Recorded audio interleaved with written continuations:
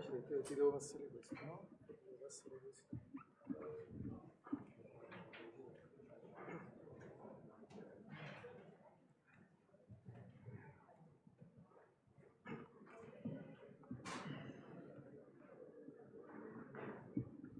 Allora, buongiorno a tutti. Io come direttore del NENS e a nome delle organizzazioni che hanno promosso questo incontro, ICRIT e Oxfam, vorrei dare il benvenuto e ringraziare i parlamentari, gli accademici, gli economisti e tutti i presenti per aver accettato il nostro invito per una giornata così importante.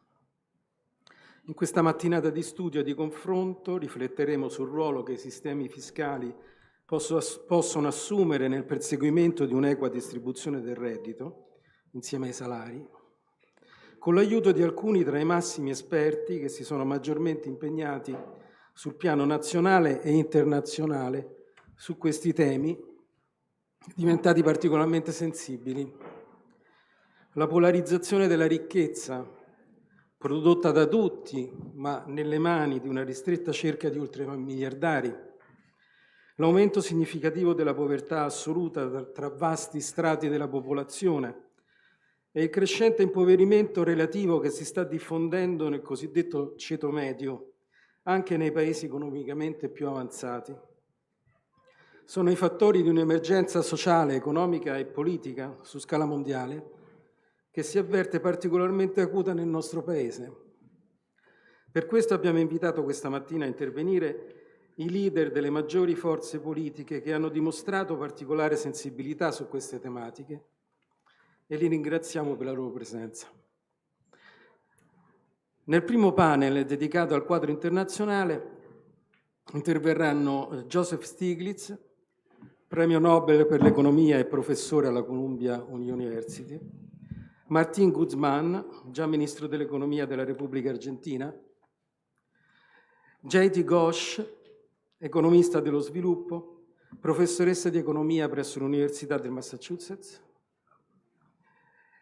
E lascio con piacere la parola al professor Visco che presiderà i lavori per un'introduzione al tema dell'incontro.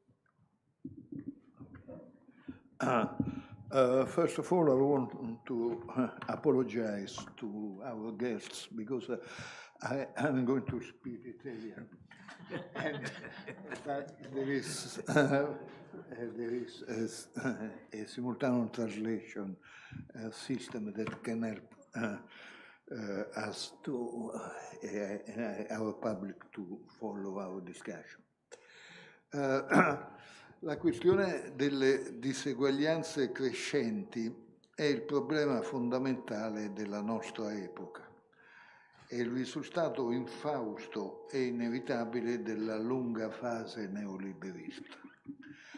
Oggi affrontiamo questo problema in un breve convegno che si giova della presenza di ospiti di grande competenza e autorevolezza, approfittando del loro soggiorno a Roma per la partecipazione al convegno sulla giustizia fiscale che si è tenuto in Vaticano e della loro disponibilità, di cui li ringrazio. La diseguaglianza si manifesta oggi nei redditi, nella loro ripartizione tra salari e profitti, nei patrimoni, nelle opportunità, ma anche nella struttura dei sistemi fiscali, nella crisi dei sistemi di welfare, nella povertà crescente. Per loro natura, i sistemi fiscali non sono lo strumento più adeguato a ridurre la diseguaglianza. Infatti, se il prelievo complessivo deve raggiungere i livelli del 40-45% del prodotto interno lordo, come avviene oggi in molti paesi europei, è inevitabile che aliquote molto elevate si applichino anche ai redditi delle classi medie. A fini redistributivi, invece, molto efficace è stata la costruzione nel secondo dopoguerra dei sistemi di welfare, istruzione, sanità, previdenza, assistenza. Ed è proprio questo il punto su cui la destra manifesta la sua avversione alle tasse, perché le tasse servono essenzialmente a finanziare la spesa pubblica e in particolare la spesa sociale. Tuttavia, contrariamente a quanto avveniva alcuni decenni fa, oggi il prelievo fiscale risulta chiaramente regressivo ai livelli di reddito e di ricchezza più elevati. Ciò è avvenuto mentre le aliquote più elevate delle imposte personali sul reddito venivano fortemente ridotte, quelle delle imposte sulle società dimezzate e le basi imponibili progressivamente svuotate. In conseguenza si è aperto un dibattito sulla opportunità di introdurre un'imposta patrimoniale almeno per i contribuenti più ricchi. Resta il problema di come realizzarla in concreto, partendo dalla necessità di disporre di apposite anagrafi patrimoniali che per esempio in Italia non sono disponibili. Analogamente le grandi imprese multinazionali hanno dimostrato una straordinaria capacità di eludere le imposte sui profitti, collocandoli presso paesi a bassa fiscalità o nei paradisi fiscali. Per contrastare questi comportamenti esistono le proposte dell'OCSE e dell'ICIC. Queste caratteristiche hanno riguardato anche l'evoluzione del sistema fiscale italiano, che inoltre si caratterizza per la perdurante evasione di massa e per la sua balcanizzazione corporativa, basata su una disparità di trattamento esplicitamente perseguita dal governo in carica e sempre più intollerabile. Tutto ciò non è avvenuto per caso ed è stato un contributo fondamentale alla crescita delle diseguaglianze all'interno dei paesi in tutto il mondo e alla crisi dei sistemi di welfare. E per combattere questa situazione negli ultimi anni si è sviluppato un movimento a livello internazionale di cui i nostri relatori di oggi sono leaders. In questo contesto la recente rielezione di Trump a Presidente degli Stati Uniti crea forte preoccupazione. Tra i primi atti della nuova amministrazione vi è l'uscita dagli accordi OCSE sulla tassazione delle multinazionali, la proposta di nuove e consistenti riduzioni di tasse per i più ricchi e per le imprese, l'abolizione del sistema americano di aiuti umanitari e la chiara tendenza verso la creazione di un sistema politico autoritario basato sulla manipolazione delle masse, sul sostegno di una nuova oligarchia plutocratica monopolista alla ricerca di rendite, contraria alla concorrenza e alle regole, in palese e sfacciato conflitto di interessi. Mi chiedo quindi se gli sforzi di analisi, di informazione, di divulgazione, di mobilitazione che molti di noi hanno compiuto negli ultimi anni non siano stati alla fine inutili. Quindi sono molto interessati a sapere cosa pensano i nostri relatori sul futuro che ci attende e su come possiamo continuare la nostra battaglia, che immagino diventerà ancora più difficile. E quindi con queste note poco ottimiste vorrei cominciare a dare la parola ai nostri ospiti, iniziando da professor Stiglitz, che non ha bisogno di presentazioni, e ricordando che non abbiamo molto tempo, quindi in teoria si dovrebbe parlare 10-15 minuti, anche se possiamo fare una qualche eccezione appunto per il giorno. Ok, take the floor.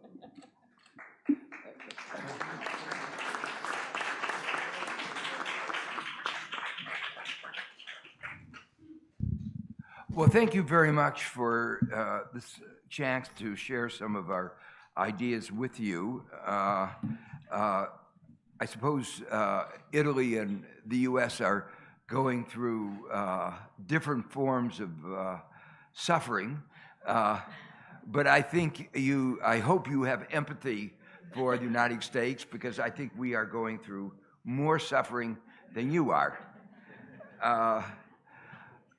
We have seen in the United States a level of greed, a government that seems to know no moral compassion. The sudden abolition of aid for poorest people in the world just shows an amazing lack of compassion, empathy, lack of concern about conflicts of interest, basic rules of governance that we had worked on for 100 years, transparency, the whole principle of democratic governance has been undermined in 3 weeks. One aspect of what we are seeing is an enormous accumulation of wealth. Economic inequality gets translated into political inequality, especially if you don't have the right rules. We have rules where money participates in politics. And so we've moved from one person, one vote to, I sometimes say, $1, one vote. But some dollars even have more power than other dollars. So we've really, what is at stake is our society, our democracy, but even our economy. Our economy does not function well when there's this level of inequality. And one of the important aspects or two important aspects of what is going on is the wealth begets more wealth. This intergenerational transfer of wealth, creating a inherited oligarchy. And the word that is being used now in the United States, we used to talk about Russia as an oligarch. And now everybody talks about the American oligarchs, and not in a positive way. It is a sign of opprobrium, the oligarchs that are now running America. Tax is a very important instrument for correcting these kinds of problems. Nobody likes to pay taxes, but as Oliver Wendell Holmes, one of our great justices of the Supreme Court, said, taxes are the price we pay for civilization. And I hope we're all here agreed that we want to have civilization. Taxes play a role not only in increasing efficiency, and I'll come to that, they can actually increase the efficiency of the economy when they're well designed. They have a moral value, and they create a kind of solidarity. If you have a good functioning tax system, it can create trust. If you have a dishonest, corrupt tax system, it will do the opposite and undermine trust and undermine solidarity. And these are absolutely essential for the functioning of any society, democratic society. You need, to use the words of the, French Revolution, you need liberty, freedom, equality, fraternity. What? Fraternity. And fraternity, solidarity. So you need all three of those. And taxes are an important part of achieving all of that.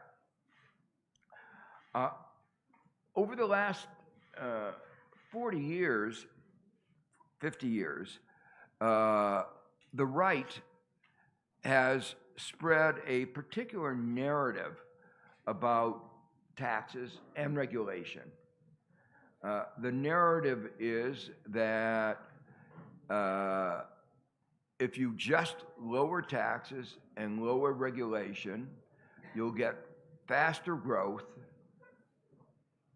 from which everybody will benefit. Well, we've had 40 to 50 years of this experiment, and it has failed.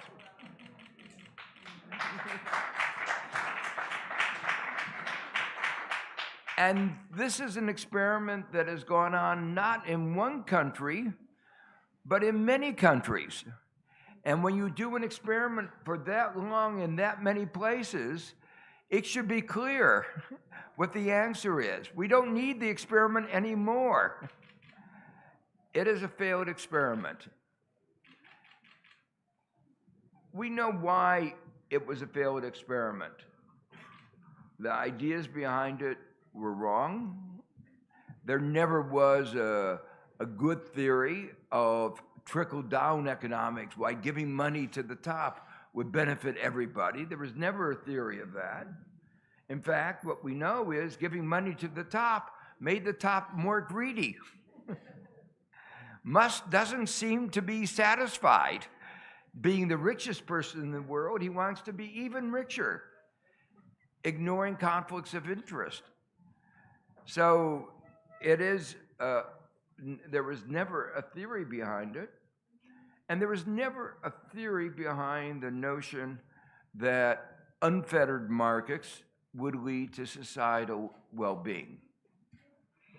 There were some special assumptions if there was no market power, if there was perfect information, if there were risk markets for every risk, et cetera, et cetera, et cetera, then under those conditions, the pursuit of self-interest might lead as if by an invisible hand to the well-being of society. That was the idea of Adam Smith.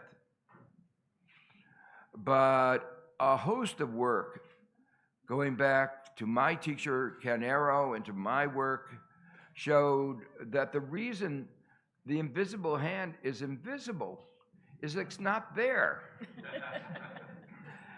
That in the absence of those extreme assumptions, when there's imperfect information, imperfect risk markets, imperfect competition, you can make money, a firm can make money better by exploitation, by figuring out how to reduce their tax burden, rather than making better products. And we see that kind of exploitation over and over again. So I'm not going to go into the whole range of ways that good government has to constrain and guide markets. Markets are still an important force. So what I would argue, you need to regulate and constrain and guide. And that's particularly important. There was an AI conference in Paris. I went to some of the side things around that. And we had the Nobel Prize winners who invented AI. And they were saying, you have to put regulations to create an ethical and safe AI. Meanwhile, in another room, the guys who were making money off of AI were saying, take away the guardrails and let us exploit the rest of the world, regardless of the dangers. So that's really the kind of debate, and there are a lot of issues that surround the AI and surround each of the areas. But it should be obvious that without regulations, our oil firms would be polluting and the future of the world would be at stake. So we need regulations, we need taxes. And we're going to talk today just about part of the broad issue about taxes. So part of this narrative was that lower taxes would, but going back to Ronald Reagan, he said that lower taxes would generate so much economic activity that tax revenues would go up. Lower the tax rate and tax revenues would go up. One of the things that I've learned in my long life is never make a clear prediction like that, because you can be proven wrong so easily. And within a year or two, he was proven 100% wrong. The revenues went down, there was a big deficit. And we've never had an example where you lower the tax revenue and revenues go up. So this idea that by lowering tax revenues you could make more, lowering tax rates you could get so much more activity, that's a fiction. But still, the argument on the right has been that it is very important to lower tax revenues. And a key point of Trump's agenda has been to lower taxes on billionaires and on corporations. Well, again, we've had experiments. We've done this over and over again. The last experiment by Trump was in 2017, where taxes on corporations were lowered significantly. And there was no new investment, no growth. There were some things that reached new records. Share buybacks. Profits went up because you were giving less to the government. You had more to distribute to your rich shareholders. And so they bought back their shares because that's a better way of getting money to the shareholders without paying taxes. Because capital gains tax were low. You only have to pay taxes on a fraction of what you pay back. So share buybacks in 1 year in the United States after they lowered it were $1 trillion. Money that could have been invested in more in growth. And so one of the reasons growth was low was that they lowered the tax and money was taken out of the corporations. From a theoretical point of view, this failure was not a surprise. The only thing that was a surprise is how long it's taken people to understand the analytics. The reason I say that with a little smile is I wrote a paper in 1973. I guess I was younger then.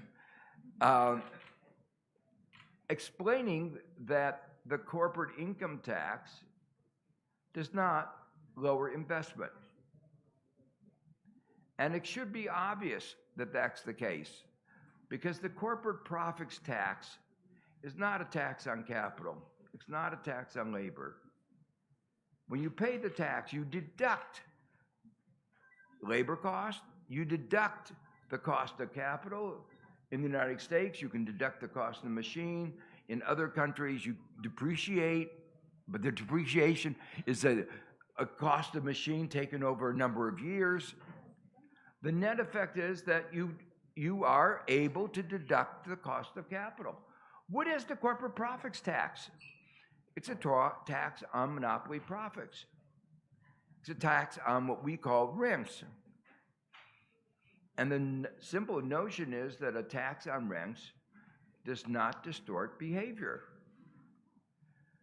You get rents because government has done basic research on the mRNA platform for a vaccine, and then Pfizer comes along and brings that vaccine to ordinary people, and Pfizer makes billions of dollars. Is it billions of dollars based on Pfizer research? No, it's billions of dollars based on public research. So they make a lot of money, not a surprise. The government pays the cost and they get the profits. And so what does the corporate profits tax do? It gets back some of the money that really belongs to the government in the first place, because the government did the research. But government today is involved more than ever in creating a society that functions. Why do I say that? You know, hundreds of years ago, we lived in isolated farms, and we could each, we had limited interrelations. Today, we live in a very congested, urban setting. You need government to regulate the interaction. Water we get somehow. Our waste goes out somehow. It happens magically. We don't think about it, but it's the government in one way or another that organizes that. The roads are laws. You look at a lawless society like America, you realize there's not enough investment in laws and their enforcement. But in other parts of the world, it's even worse.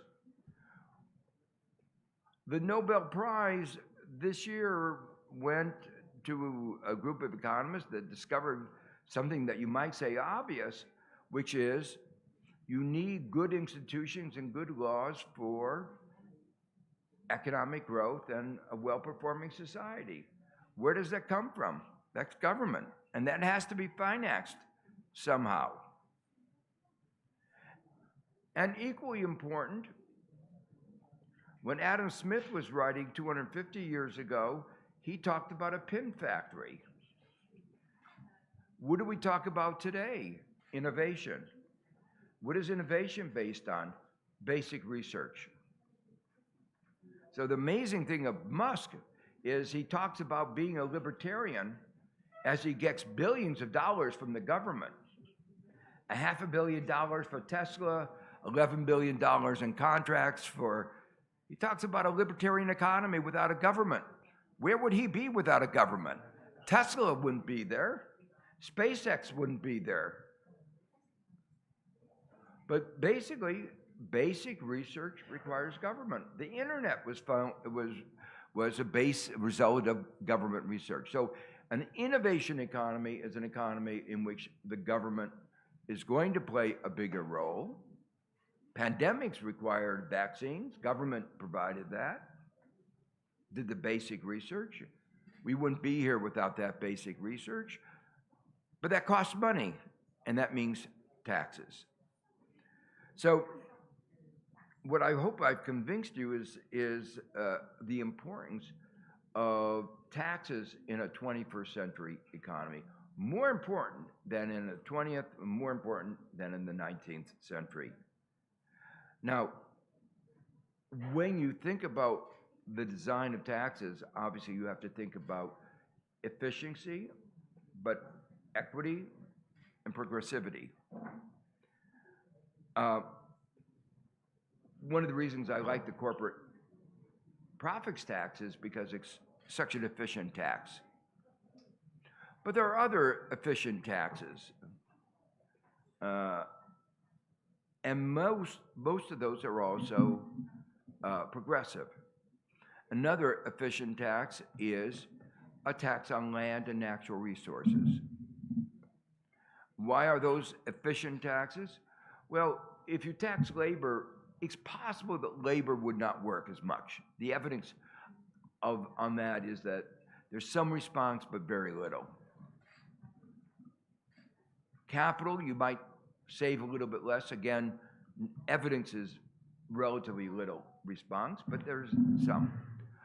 But what about land? If you tax land, the land is going to get angry with you and say, I'm going to go to France because they tax me less. No, the land is part of Italy.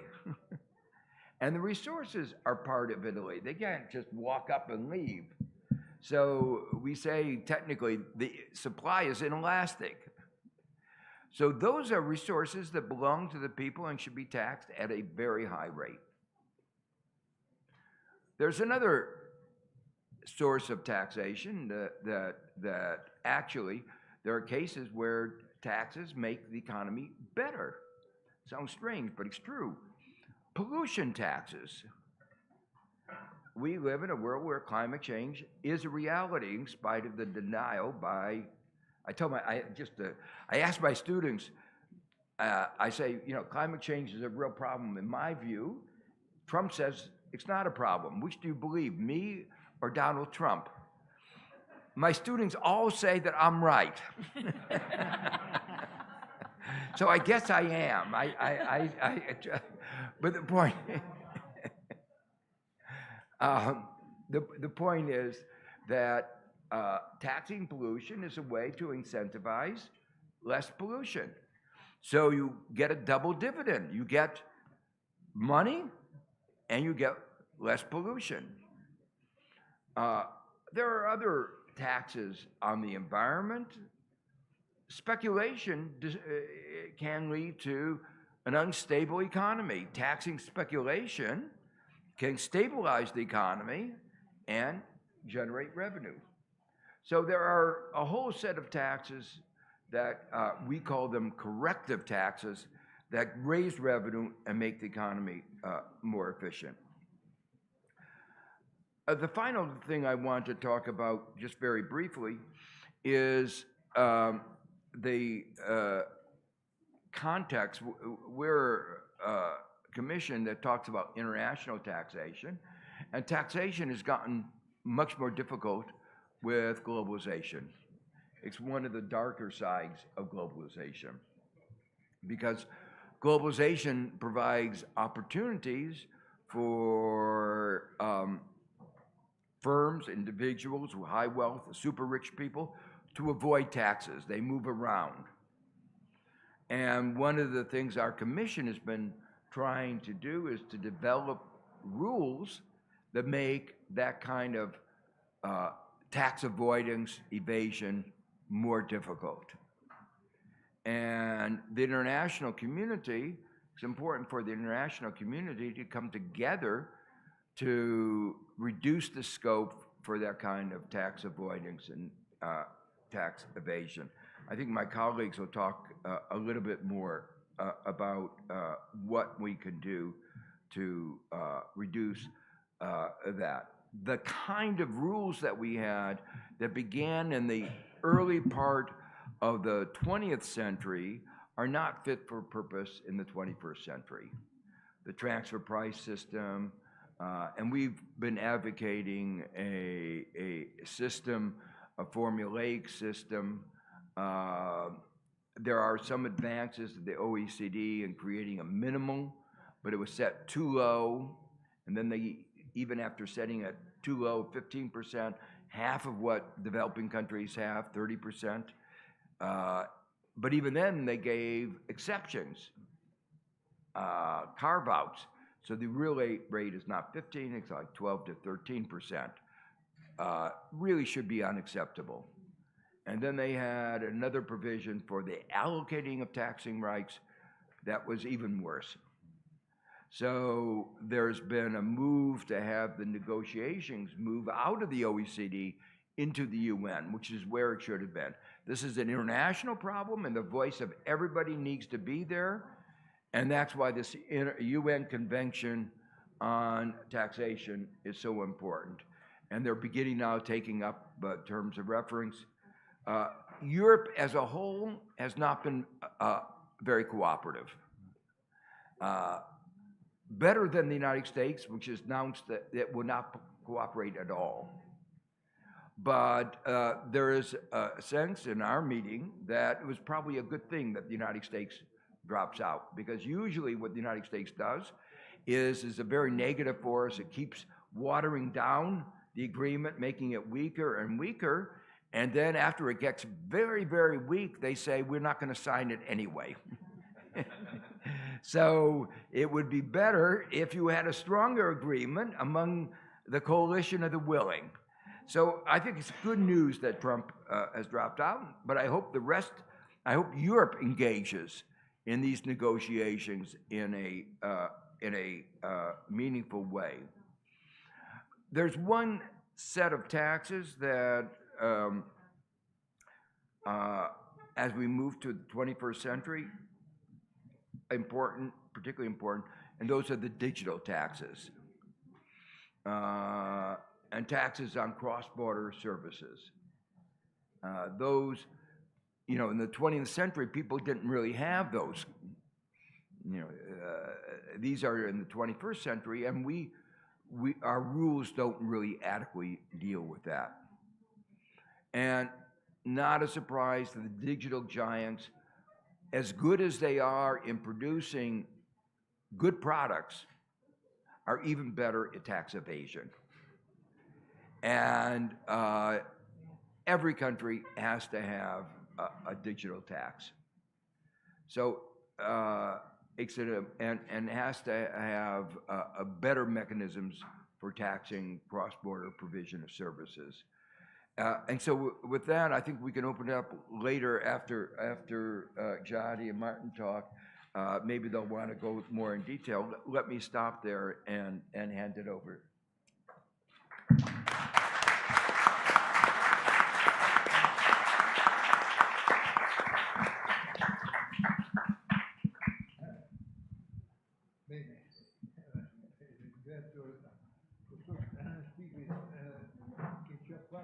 L'elogio delle tasse, il che secondo me è una buona cosa, in particolare per i politici qui presenti, cioè che dovrebbero ritrovare il coraggio di parlare bene dei sistemi fiscali e delle tasse in generale, perché senza tasse non c'è civiltà, come ci ricordava George Stiglitz. Quindi vabbè, è un po' un paradosso, perché almeno qui da noi chi parla di tasse rischia molto, no? Rischia critiche, attacchi, no? Discriminazioni, mentre l'ideale di tutti è avere gli stessi servizi e non pagare tasse. Comunque, ci ho detto, continuiamo nel nostro convegno e darei la parola alla professoressa Ghosh, che è anche una copresidente dell'ICRIT, che oltre a un economista dello sviluppo. Thank you so much. It's really a great pleasure and privilege to be here. I'm really delighted. And of course, Professor Stiglitz has already laid out the basic outlines, so that makes my task much easier. I'm going to focus on some of the issues that he's mentioned with a little bit more detail. But, you know, he talked earlier on about the failed experiment of the last 40, 45 years. It wasn't just a failed experiment in its own terms. It has created the greatest concentration of economic power we have ever had in the world. And I think that's important. It's not just that it has failed to do what it promised to do, deliver growth, deliver better conditions for people, and all of that. It has actually created an imbalance of global power and concentration in the hands of very, very few people, really, maybe 100 people in the world that we have never experienced before. And that has all of the other implications that he mentioned. It is giving us huge inequality, which has become insupportable, giving us tensions of social and political kinds as well. But it is also giving us dysfunctional economies. Investment rates have been falling over the last 5 decades globally. And in countries like mine, where in India, we have embraced that neoliberal paradigm, investment rates are not just falling over decades, they have been falling systematically over the past 20 years, and especially in the last decade. So the only reason it stays up at all is because of public investment. Private investment keeps falling. So it's a dysfunctional economic system. It is obviously very, very dysfunctional for society and for the politics. It gives us the kinds of politics we are seeing. I don't need to tell you what that means.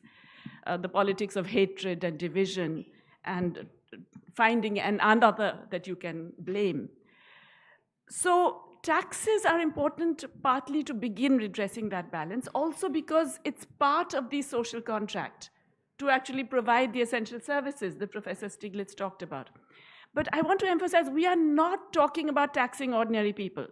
In fact, we are saying we have to tax those who can afford to pay. We want to tax the extremely wealthy, and we want to tax large corporations, especially multinational corporations, that currently get away without paying these taxes. The richest people in the world pay lower taxes than anyone in this room and than most workers in the world. Their tax rates are in many cases close to zero. Jeff Bezos of Amazon doesn't pay any taxes. Mr. Musk doesn't pay any taxes, personal income tax, because they have ways of avoiding it. The largest corporations in the world pay much lower tax rates than domestic corporations. Your domestic Italian industries, your small and medium enterprises, which were your pride and joy, they pay much higher tax rates, effective tax rates, than big multinational companies. So in our commission, what we're trying to do is to actually reduce that disparity, to make large corporations, global corporations, pay their fair share, to make the richest people in the world pay their fair share. And there are ways of doing this. Professor Stiglitz talked about this, that you can treat a multinational corporation as one corporation, not Apple Italy, Apple France, Apple US, Apple India, but Apple. And every country in the world says, this is my share of profits based on sales and employment, and I'm going to tax that share of profits according to my corporate tax rate, so that you will pay the same as my company here. You are not going to pay less than a company that is not based abroad. That's a very simple and basic idea. That essential idea was agreed to by the OECD, but as Professor Stiglitz said, the US and multinational corporations watered it down until it was not all the profits that were to be shared, but only the taxes, the profits of the top corporations with more than 100 billion in revenue, only a quarter of those profits to be shared. So they watered it down. And having watered it down, the US said, no, we're not signing that anyway. So that solved that problem, if you like. But the idea, the principle, is very important, and it can still be done. And similarly, taxing the rich, the extreme wealthy. So one of the other ideas that was in the OECD, which is a good idea, again, that you have to have a minimum tax rate so that all countries are not racing into the bottom. What do multinational corporations do? They say, well, Ireland is giving me a better rate, so I won't stay in your country, I'll move to Ireland. In India, they say, well, Vietnam is giving us a lower rate, or some other country is giving us a lower rate, and they force governments to bring down the rates. If you have a minimum tax rate, and we had suggested, as Professor Stiglitz mentioned, we suggested an average of the global tax rates, 25%. And then, in fact, there is no incentive, because if some other country is charging less, the country in which that company is operating, you can take the difference. You can say you're paying less than you should be paying, so we are going to take that difference in our taxes. So there's no incentive for them to move around. Again, the OECD accepted that principle, but they watered it down to 15%, and effective rate closer to 12%, which is the same as the tax rate of Ireland, which is a tax haven, as you know, in Europe. So, in fact, it is a good news that the negotiations have moved in a way to the United Nations. And it's also good news, as Professor Stiglitz said, that US is not going to be involved in these negotiations, because they would try and water it down in the UN as well. But to get a proper result at the UN, we really need the cooperation of all countries. Developing countries are agreed. They are the ones who forced that movement. The Group of Africa pushed and pushed till they got that movement. So they are agreed that we need to have these changes. European Union has not been all that positive. But this is not something that is to the benefit of the European Union. This is to the benefit of some multinational companies who are in the European Union, but not the people, not the citizens of these countries. So, in fact, it is in the people of Europe's interest to have this, to have an agreement that would do this. Just as it is in the people of Europe's interest to have a global tax on the extremely rich.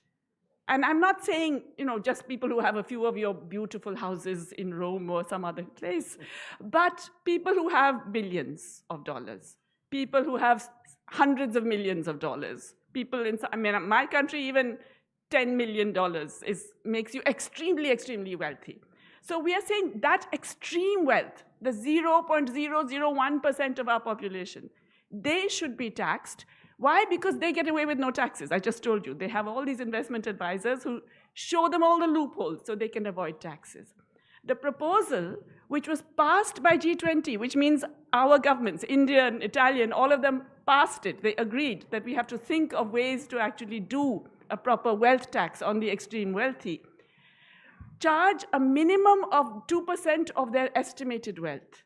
You can do it as a wealth tax, you can do it as a dividend tax, you can do it on some other aspect of income. But just that extreme wealth.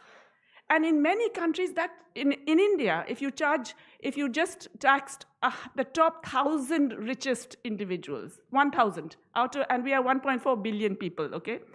1,000 individuals, you tax them 2%, we get 1% of GDP, which is double our entire health budget. I mean, it's true, our health budget is disgustingly low, but I'm just saying, you can really double the health budget with 2% of the wealth of the richest 1,000 families. They won't notice it. I mean, when you're holding billions or centimillions, you really don't notice that 2%. It's like a stock market fluctuation, really, for you, nothing. So this can be done. Again, if you have that as a minimum, it can force every government to do that, because there's no interest then that individuals will get in moving the money around. It's hard for developing countries to do it on their own. It really needs a global agreement. But even without the US, we can get enough countries on board. It will make all the difference. So this is something that is in the interests of European people. I think all of you know you have begun to see the impacts of budgetary cuts on social services, on social protection. We know the gender implications of that. We know what it means for children. We know what it means for education. I can tell you that what we are experiencing in developing countries is actually 100 times worse. So, in the competition for badness, Professor Stiglitz says right now US is ahead, and I agree. But, in terms of the human tragedy of the lack of fiscal resources, developing countries are in really bad shape. At least 80 countries are spending twice as much on just debt service as they do on health, education, and social protection put together. We have terrible nutrition indicators in so many countries, worsening nutrition indicators, terrible health indicators. We are spending less on health and education. We are denying women and children basic nutritional and health facilities that you need to ensure just minimal survival in so many countries. And we're not doing anything to meet the climate change challenges because we can't afford it. So the case for raising revenues is absolutely undeniable, but developing countries that want to cannot raise those revenues because the global system is like that. Because they cannot tax the multinationals, because they cannot tax the rich just move their money out. So we need to get agreements on this, which will enable developing countries to actually access the resources they critically need. And let's admit, we cannot rely on aid anymore. I think that is, we have to stop pretending. I mean, it may not be as brutal as the US, Trump's cutting of US aid tomorrow. It may not be as brutal, but we are already seeing several European countries declaring dramatic cuts in foreign aid. And we know we're not going to get the climate finance we need. All that billions to trillions nonsense is not going to happen. We know we're not going to get the money we need to meet our sustainable development goals. We know it's not coming. How are we going to manage dealing with these challenges? We have to have our own fiscal resources. We must generate them. So we need an international system that will enable us to raise them. So I really believe that this tax justice is crucial within your country, within Italy, within Europe. It's absolutely crucial. But it is crucial globally, because if you do not give developing countries with 85% of the world's population the ability to raise their own resources, we know what will happen. You are worried about migration, you'll have to worry about lots more than just migration. There is a huge potential global instability from allowing such levels of impoverishment and inequality and basic material distress across the developing world. And one of the easiest ways of doing this, which is a win-win for all the people in the world, not just the people of the developing world, but people here, people across Europe, people in the US, in fact, everywhere, would be minimal tax justice and international framework that allows that tax justice. So, I would really request public pressure, first of all, to make people here know that this is the situation and why it's in their own interests and what the purpose is. It's not to tax them. It's not to tax small houses and things like that. It's to tax the richest who are getting away with no taxes and the largest corporations that are getting away with almost no taxes. It's to get at those, the deep injustice and unfairness of that. Provide the resources for basic services within our own countries, but also to relieve some of that huge inequality, the global oligarchy that we are creating in front of our eyes. In fact, Elon Musk's wealth has gone up by 42 billion since the election. So it's not just inherited wealth, it's also the ability to influence state policy and all of that. So we really have to address this on an urgent basis in all of our interests. It's not about being nice to developing countries. It's about certainly saving the planet, but it's also good for everybody within our countries. Let me stop here, thanks.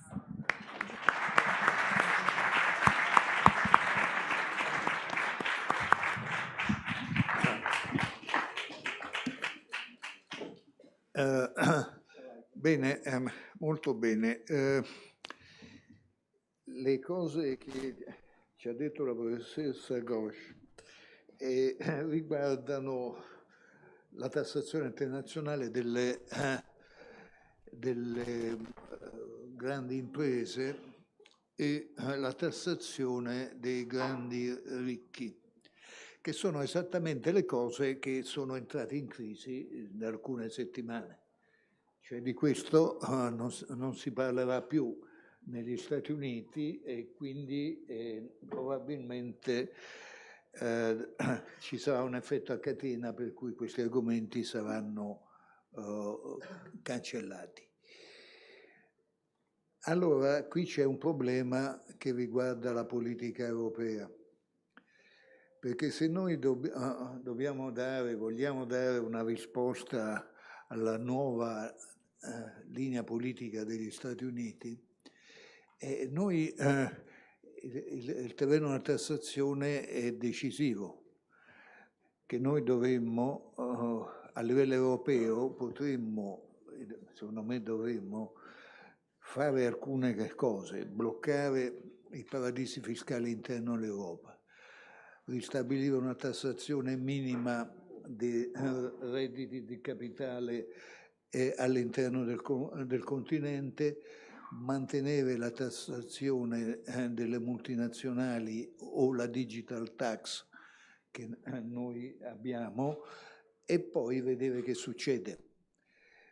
Io dubito che in Europa ci possa essere una maggioranza politica che va in questa direzione, ma la battaglia va fatta su questo, che poi è la difesa dei nostri interessi, della nostra tradizione, della nostra cultura, rispetto a una degenerazione evidente che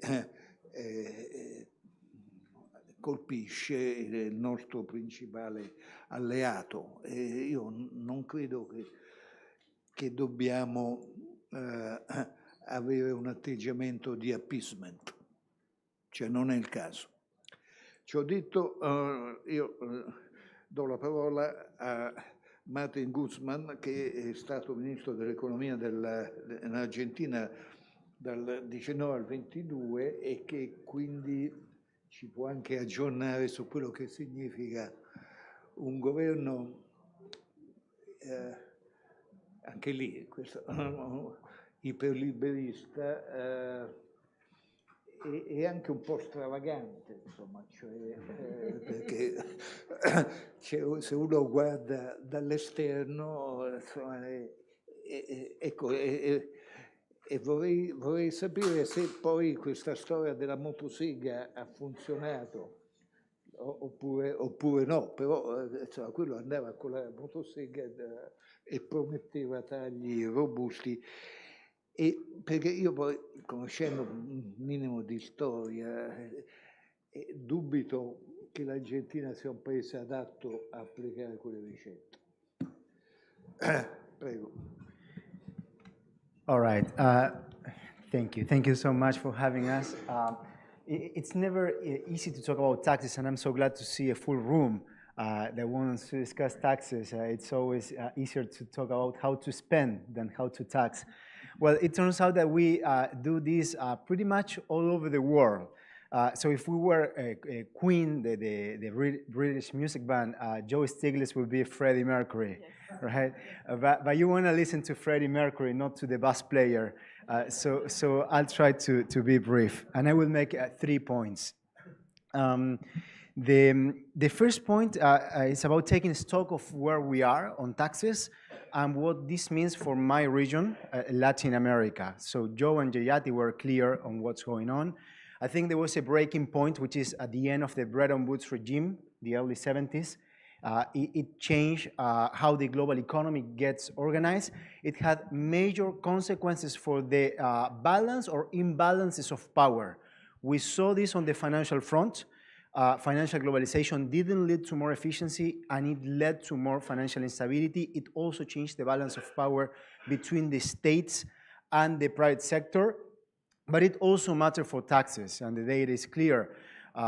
Some of our colleagues have been producing great empirical work showing that also the incentives for tax avoidance have increased. And this happens when you have more capital mobility. With the abandonment of capital controls, this is something that we've seen all over the world. So the tax avoidance by multinationals, it's massive.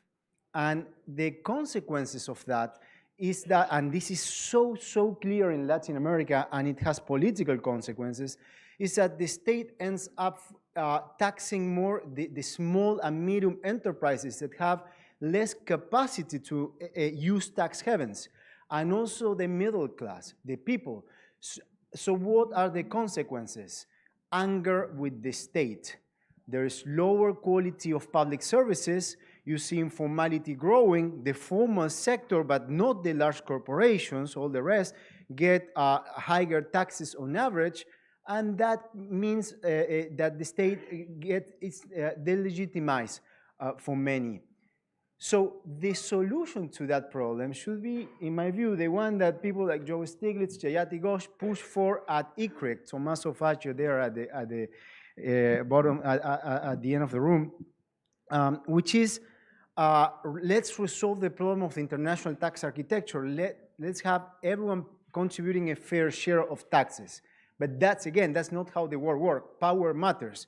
So those who benefited from this situation managed to influence the global narratives and say that the real problem is the state. So we should have a smaller state. But that doesn't resolve the problem.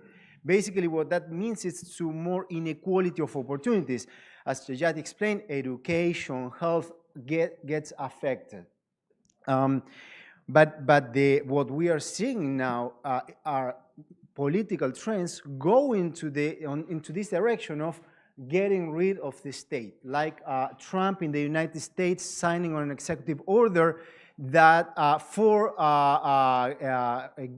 the U.S. no longer supporting the global tax solution that imposes a minimum tax on the largest multinational corporations in the world.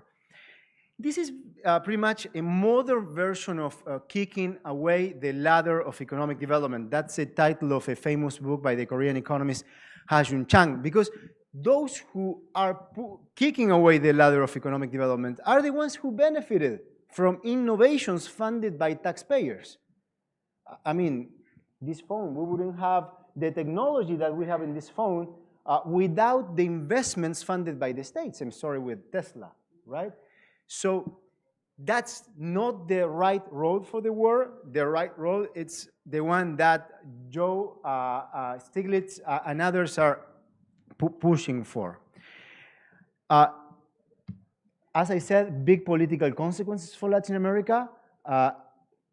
Let me talk briefly about Argentina. We have, as you said, use the word extravagant, which is probably falls short of what was actually happening. We have a government that won the election on the promise that it would do a normalization of the economy by adjusting, by cutting privileges to the cost. That was a word. the reality is that the fiscal adjustment fell on and the adjustment of the economy in general fell on the pensioners, fell on the workers. And at the same time that we saw a significant decrease in the real value of pensions and significant decrease in real wages throughout the year, we saw only tax cuts to the wealthy. The wealth tax that Argentina has, by the way, I was the one who promoted that wealth tax in 2019, was cut from a maximum marginal rate of 1.25% to 0.25%. And that basically was funded by the cuts to the pensioners that can't buy remedies. And the consequence of that is, of course, keeping everything else constant, more inequality. So we have a president who likes to please the rich. And it's actually a puppet of the powerful. Elon Musk tweets about him, and that makes him very famous in the world. But Elon Musk doesn't tweet about what's happening in labor markets in Argentina, in which people that lose the jobs in the formal sector don't find jobs of the similar quality, and they have to look for jobs in Uber or delivery platforms, which means much lower quality of jobs, and they have to work longer hours. So while you see in the world a very positive global narrative because the country risk decreased, and by the way, it decreased because the big adjustment in the economy led to a recession, and the recession led to a fall in imports, and that means that there was more foreign exchange, more US dollars to repay the foreign debt, the external debt. At the same time we see problems in the labor markets, but Elon Musk doesn't tweet about that. So you get a very biased narrative of what's going on. And actually the popularity in the country for the government is less than 50%. So Milei is not Perón, right? That's not what's happening in Argentina. We don't have a government with 70% popularity. But again, it's not the path that leads to broad human and economic and social development. It's not the example that other countries could lead if they want to resolve the problems of social inclusion and create hope in the population as a whole. So let me now move to the third and final point that I was asked, which has to do with a new narrative at the political level with progressive governments. And I want to make, first I think the idea of a new narrative has to begin with new actions. And the problem of international taxation is one that illustrates the stance from progressive governments. I can speak about this based on experience in 2021 when the international negotiations for the minimum global tax, the global tax solution took place. I was the finance minister of Argentina. So I saw what was going on also with the European progressive governments. And what I can tell you is that what I saw was a very shy, timid approach on progressive governments in Europe. So while we were pushing for a 25% global minimum tax on the large corporations, the US was pushing for 15%, and the European progressive governments didn't want to fight. They didn't want to take leadership. They were overly cautious, not trying to have problems with the position of the multinational corporations. And of course, that doesn't create much illusion. It's hard to get people active when you take a position that is that shy. So in my view, again, more boldness is needed. Without a more bold approach, it's going to be difficult to create hope. My hunch on this is that given that taxes are so important to create a real meritocracy, to create real freedom, as Joe's book, The Road to Freedom, explains, we will need to resolve the problem of international taxation. And resolving the problem of international taxation requires more access to information. because if those with wealth, with assets, move the assets to another place, the states need to be able to see those assets. And my hunch here is that it's key to connect education with fiscal revenues collection. So something like what Australia did, and I think one of Joe's students was involved, the system of income contingent loans for the financing of public education. The idea that no one pays when gets public education, while the people are being educated, they don't pay. But after they graduate, they start to pay, and the payments are contingent on the income up to certain threshold. And of course, the problem is that you can move abroad and you can move your assets abroad. So the state needs to have more capacity to see those assets. But my view is that if the idea of access to information is linked to the financing of public education, which actually leads to social mobility, there will be more social acceptance. So that's, in my view, a step that could be more exploited. It will bring multiple benefits and will help us to change narratives on the progressive side for basically reverting the trend in which we're going right now. I'll stop here. Thank you.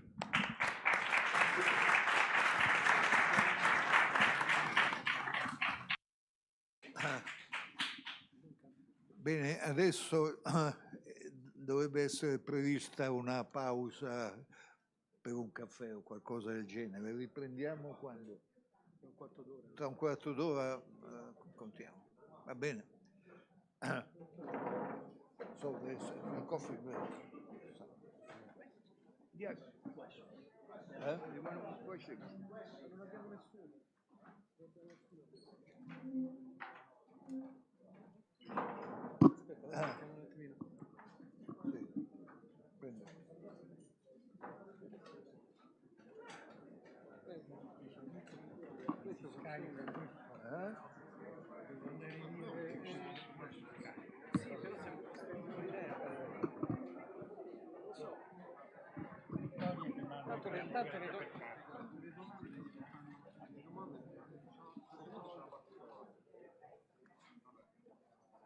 It wasn't clear from the schedule whether there was questions